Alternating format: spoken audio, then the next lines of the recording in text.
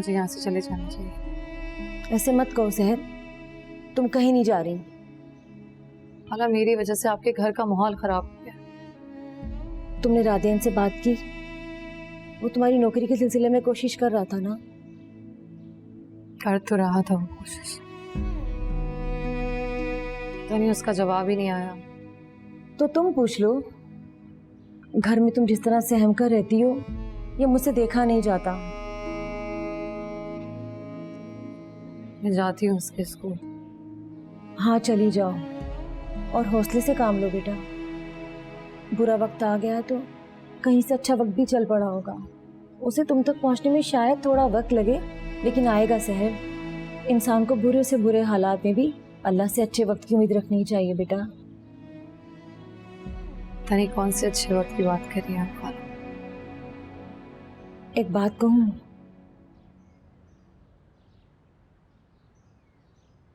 कहिए। तुम्हारी राबिया ताई जो उस दिन सब कुछ कह कर गई हैं वो मुझे झूठ लगता है।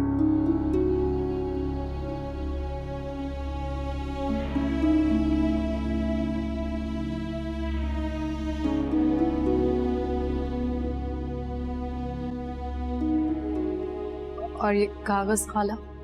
ये भी झूठ है। पक्का कागज पक्का सच होता है खाला। पहले ऐसा ये कागज बना और मेरा जामिन से रिश्ता जुड़ गया, और अब ये कागज बना तो मेरा जामिन से रिश्ता खत्म हो गया। शायद इन कागजी रिश्तों की उम्र इतनी ही होती है खाला। तुम फिर नाउमीदी की बातें कर रही हो। मैं नाउमीदी की बातें नहीं कर रही खाला, मैं खुद को किसी भी खुशफहमी से रोक रही हूँ। ये रिश्ता अब खत्म हो चुका है और आप भी मुझे इस रिश्ते की याद मत दिलाया करें।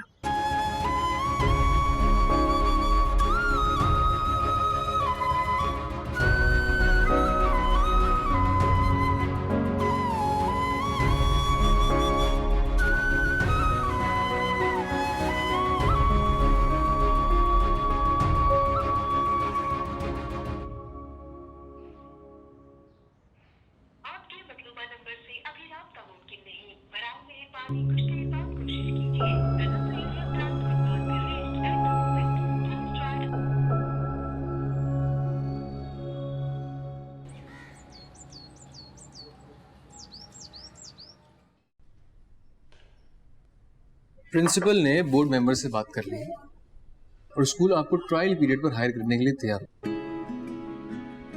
3 महीने का आपका प्रोबेशन पीरियड होगा और आपकी परफॉर्मेंस देखते साथ ही आपको परमानेंट कर दिया जाएगा। शुक्रिया, बहुत शुक्रिया रात।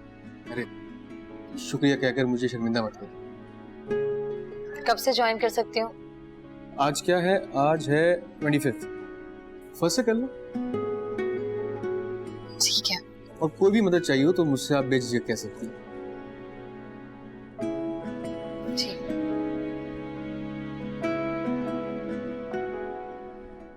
आप कुछ और भी कहना चाह रही हैं? नहीं, मैं चलती हूँ।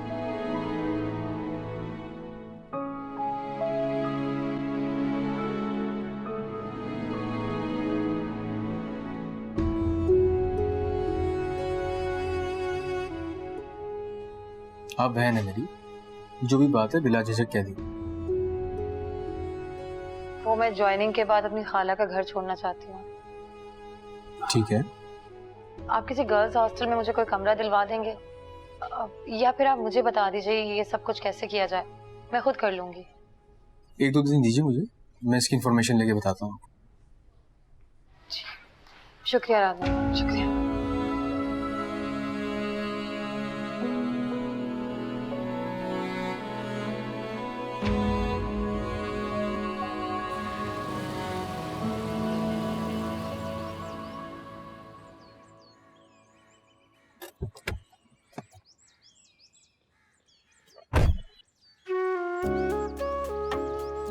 हरीम, मेरी चंदा कैसी हो तुम? मैं बिल्कुल ठीक हूँ अम्मी, आप सुनाएं आप कैसी हैं?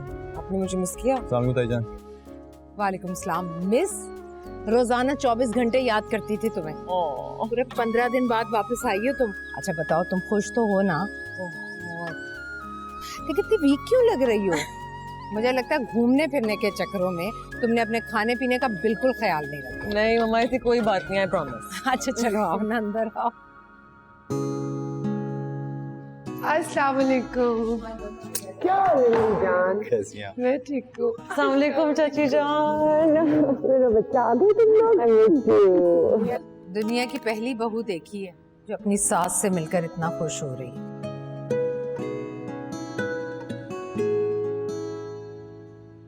वेलकम वेलकम, आजा आजा आजा।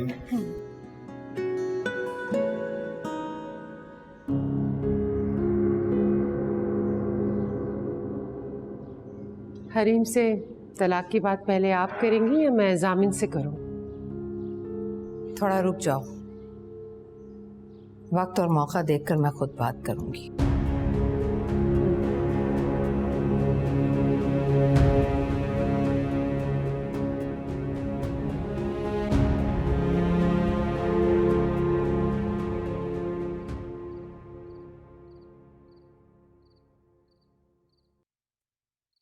सुना है तुम्हें नौकरी मिल गई है? हाँ। यानी तुम मुस्तकिल बुनियादों पे यहीं रहने वाली हो? नहीं। क्यों? कहाँ जाने वाली हो? पता नहीं, अभी जॉब लग जाए, पैसे हाथ में आ जाए, कोई ना कोई बंदोबस्त कर लूंगी। जबरदस्त, तुम्हें तो बड़ी जोर की खुददारी चढ़ी है भाई। तुम जो भी समझो। मैं समझी तुम भी अम्मी की तरह खुशफहमी का शिकार हो गई हो और अपने शौहर के घर वापस जाने का सोच रही हो। मैं ऐसा कुछ नहीं सोच रही। अम्मी को लगता है तुम्हें अभी तक तलाक नहीं हुई और तुम्हारा शौहर एक दिन तुम्हें लेने आ जाएगा। ज़ूबिया प्लीज सो जाओ, बहुत रात हो गई है। शायद तुम इस मौजू पे बात ही नहीं करना चाहती, या फिर मुझसे बात नहीं करना चाहती। ये मौजू मेरी जिंदगी से खत्म हो चुका है, मैं इस बारे में कोई बात नहीं करना चाहती।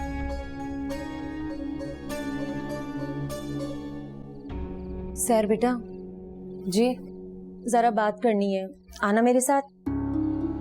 आ रही हूँ।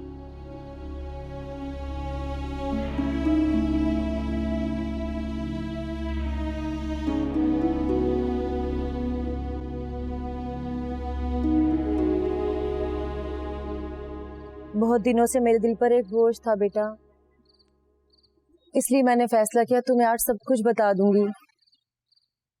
क्या बात है, आप बताइए खाला। मैं चाहने के बावजूद भी ये बात तुम्हें इसलिए नहीं बता पाई क्योंकि ये सच जानने के बाद तुम्हारी नजरों में तुम्हारे खालू का चेहरा और भी मकरू हो जाएगा। खाला, आप जो कहना चाहती हैं कह दें प्लीज।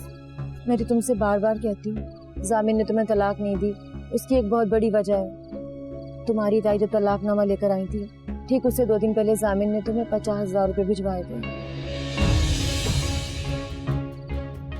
क्या? वो पैसे उसने अपने किसी दोस्त के हाथ भिजवाए थे जो तुम्हारे खालू ने घर के बाहर ही बाहर वसूल कर लिए थे, और मुझे और तुम्हें इस बात की खबर तक नहीं होने दी। वही 50,000 रुपए छिन जाने के खौफ से तुम्हारे खालू उस दिन गुस्से में पागल हो गए थे और तुम्हें घर के बाहर खड़ा कर दिया था। हाल, अब क्या फायदा इन बातों का? जरा सोचो तो सही, अगर जामिन ने तुम्हें वाकई तलाक देनी होती तो ठीक 2 दिन पहले वो तुम्हें 50,000 रुपए क्यों भिजवाता? पैसे भिजवाने का मतलब उसे तुम्हारी फिक्र थी बेटा। अगर वो अपनी दूसरी बीवी के साथ कहीं जा भी रहा था, वो तुम्हें भूला नहीं, उसे तुम्हारी परवाह थी बेटा। तुम उसकी जिम्मेदारी हो। खाला, मैं अब उनकी जिम्मेदारी नहीं हूँ। ऐसा मत कहो सहर। खाला, आप शायद जानती नहीं है, हरीम करोड़ों की जायदाद की अकेली वारिस है। मैं जानती हूँ राबिया ताई ने उनके सामने एक मुकदमा रखा होगा कि हरीम और सहर में से किसी एक को छोड़ दो, और उन्होंने हरीम को चुना होगा। ये सब तुम्हारी ख्याली बातें हैं, जरूरी तो नहीं कि ऐसा हुआ हो। तो फिर आप ही बताइए क्या हुआ होगा। मुझे तुम्हारी ताई का लाया हुआ तलाकनामा सरासर झूठ लगता है। जामिन तुम्हें तलाक नहीं दे सकता। खाला, मैं उस आदमी को भूलना चाहती हूँ और आप बार बार उसका नाम मेरे सामने लेके मुझे उसकी याद दिलाती रहती हैं। मैं बिना किसी उम्मीद, किसी सहारे के अपने पैरों पे खड़ी होना चाहती हूँ। प्लीज आज के बाद इस आदमी का नाम मेरे सामने मत लीजिए।